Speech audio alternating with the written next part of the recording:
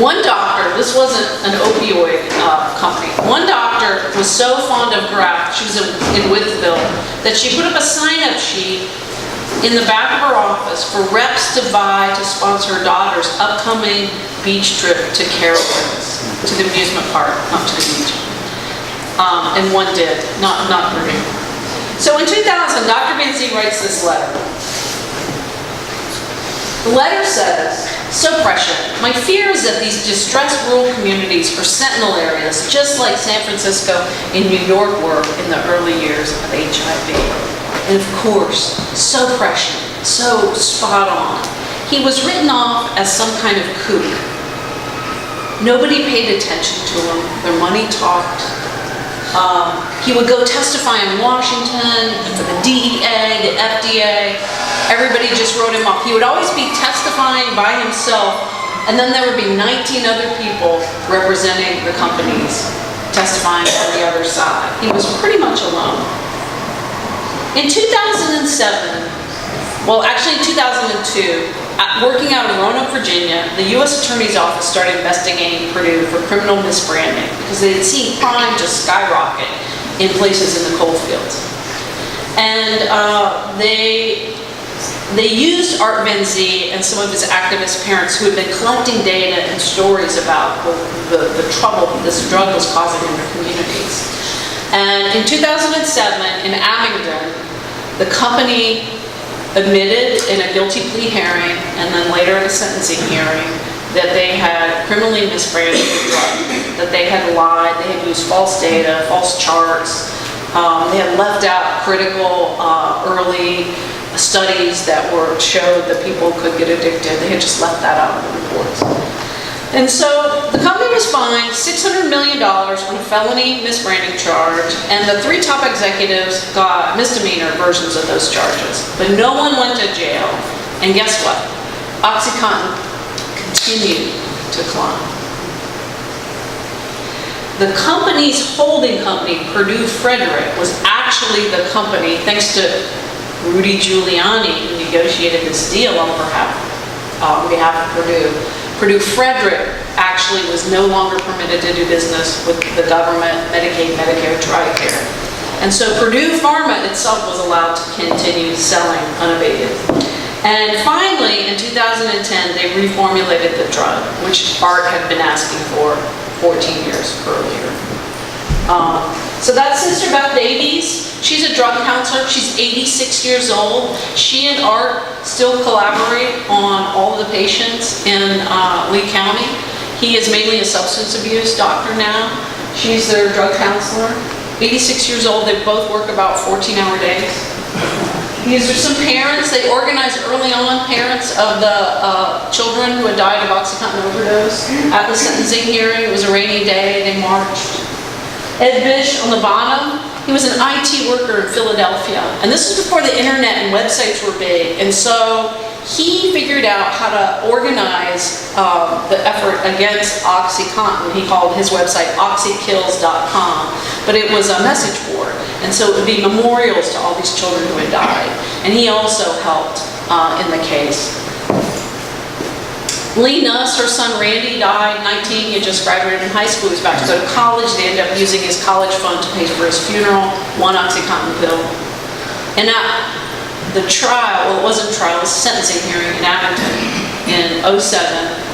The judge would not send the executives to jail, but he did one thing that really made the parents happy. He let them testify about what their drug had done. And so here comes tiny, 4'10", Lee Nuss, Randy's mother, testifying about her son Randall and how she had to spend his college savings on his funeral. And at the end of her testimony, as she's walking down from the stand, she pulls out a little tiny urn in which she has a portion of his ashes, and she shakes it at the executives. And she said, "This is your drug and what it did to my son."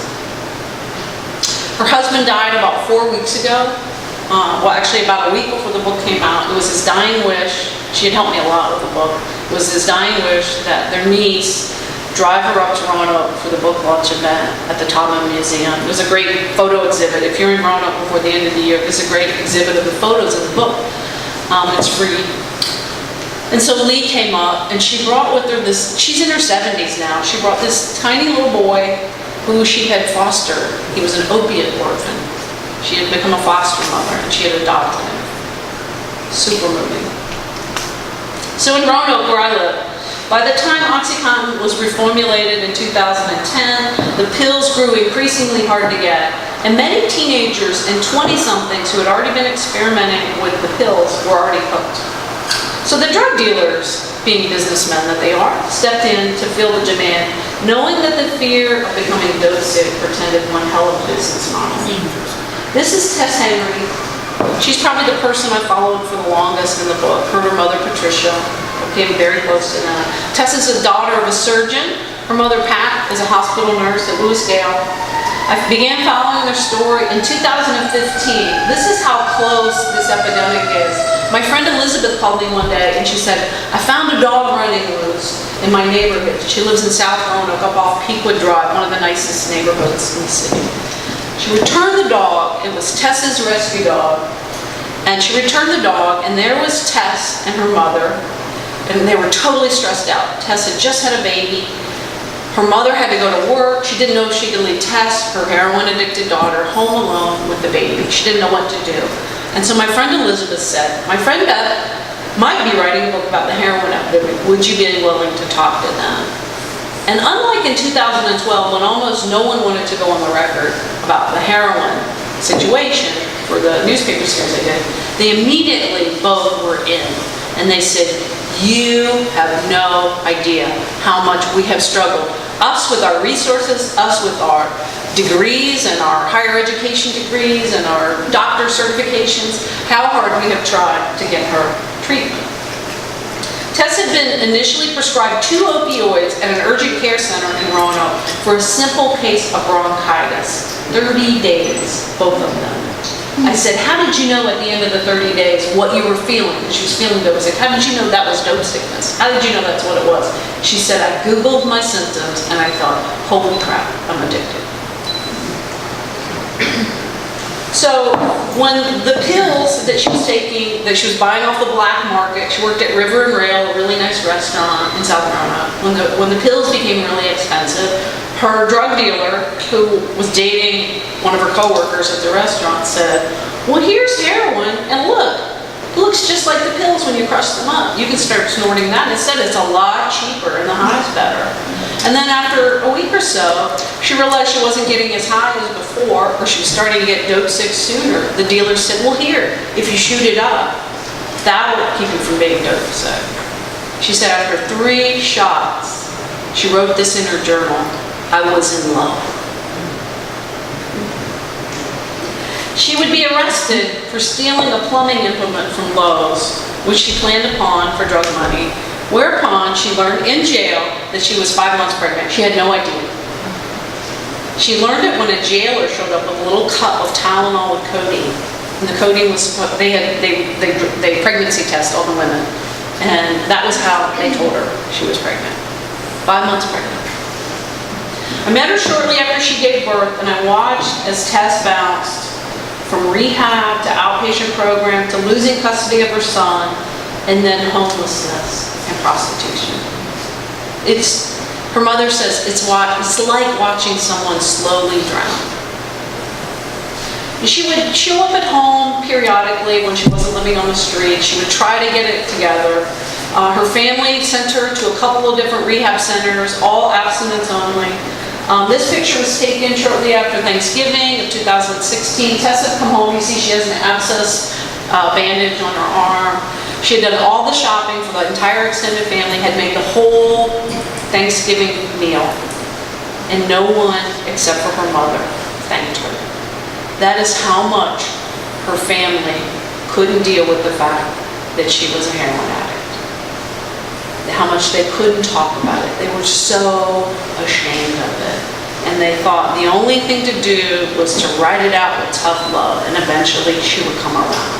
They really had no understanding of the morphine molecule and the way it gets its hooks into people. So her family was pro-NA and AA, say, and anti-maintenance drugs. There's only 1/3 of all rehab centers in the country allow people to be on maintenance medications, which I call medication-assisted treatment, or MAT. The most efficient forms of those are methadone, which you've probably heard of from way back, and buprenorphine. Study after study after study showed that you are 50 to 60% likely not to relapse or die of overdose death, as opposed to abstinence only for opioid use disorder, which is effective in 6 to 10% of the population. So pretty stark difference. Now, it's not a perfect drug. I don't want to say it's a cure-all. You take it one time and you're fixed. Some doctors think you should be on it for life. Other researchers think you should take it, if you were addicted 5 years, you should be on this drug 10 years. So it's like, think of it like a diabetic taking insulin. But there's a lot of resistance to this idea, partially because many proponents of AA and NA believe in abstinence only. So I would follow Tess around to NA meetings. I would give her rides. I would walk her baby around in the back of the room when he was getting fussy. And they would welcome her at the meetings, but when she asked to have a sponsor, no one would sponsor her,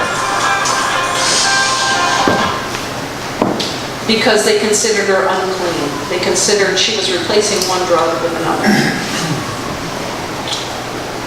Beth, we can barely hear you. Okay. If you could hit the Yeah.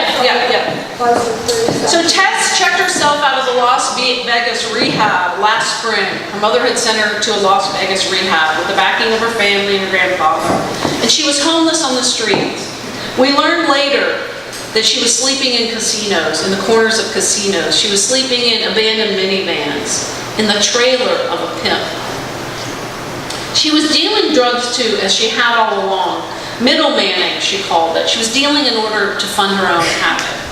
So when you hear politicians talk about executing drug dealers, think about who most of the country's drug dealers are. They're tree trimmers. They're former high school cheerleaders and football stars. Many are addicted users who are selling to support their own habit. Many get arrested and turned into confidential informants, forced to squeal on their sources in exchange for what prosecutors call substantial assistance or reduced sentencing. To me, it's an ethically fraught and completely untransparent system. Most of the drug dealers in my book are people like Jesse Ballstridge. So Jesse's from the Shenandoah Valley, from a little town called Strasburg. He was a burly high school football star whose mother had him buried at the edge of the Strasburg Cemetery, right next to the football field where he had once made the crowds roar. And you can barely see the light hole in the back. She had him buried right there at the edge. And on the other side of this headstone is 55, like this tall. That was his football number. So at the same time I was following Tess and the rest of the Hidden Valley crowd, I was also trying to get a handle on the criminal justice side, what the effects of the war on drugs was in communities. I met Christy at Jesse's gravesite, and she asked me to find out what had happened to her son, because she still couldn't figure out how her burly, beautiful boy, who everyone loved, when he would walk from his house in their town, cats would follow him from the neighborhood. Everyone loved this kid, so charismatic. He never missed a day of work. He worked with his dad in construction. How did he, of all people, end up dead on someone else's bathroom floor? She told me several times, I thought it was just pills. I thought it was just pills.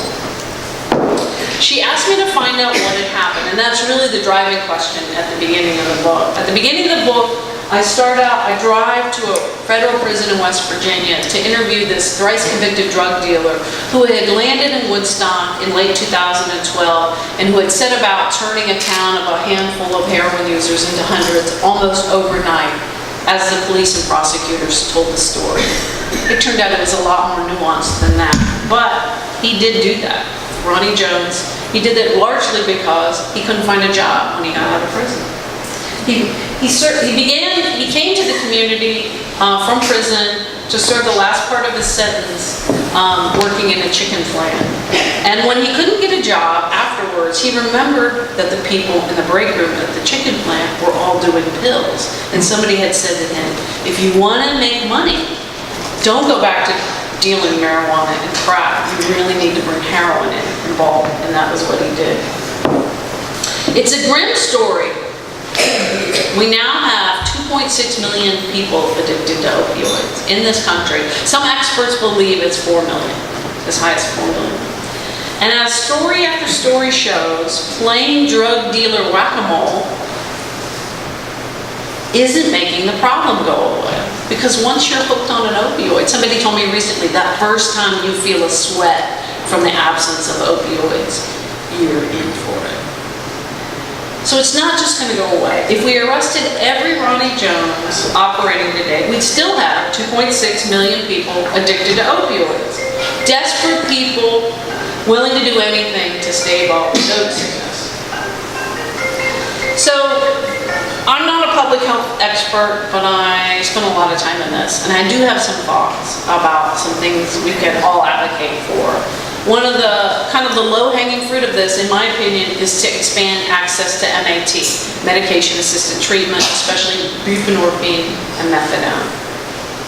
I talked about that earlier. It's not the perfect drug, but of all the treatments we have, it's the most efficacious. It's the best tool in the toolbox. If we care about preventing overdose deaths, we should make it more widely available.